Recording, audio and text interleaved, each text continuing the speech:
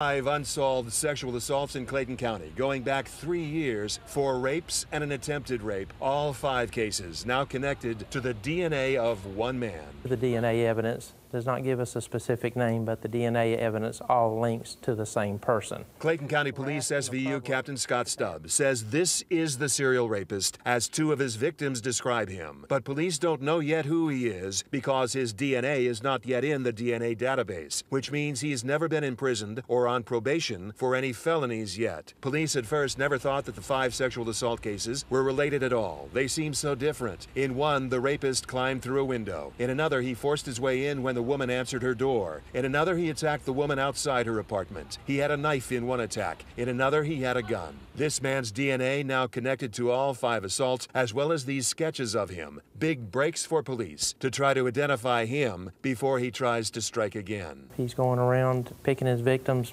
randomly and uses different types of weapons or different types of force to commit the assault. This person needs to be located as soon as possible so that we can take him off the streets. Investigators are also checking to see if the DNA turns up in any other unsolved cases in Clayton County or anywhere else. Police are hoping that anyone who might know who the man is will contact Crime Stoppers Atlanta.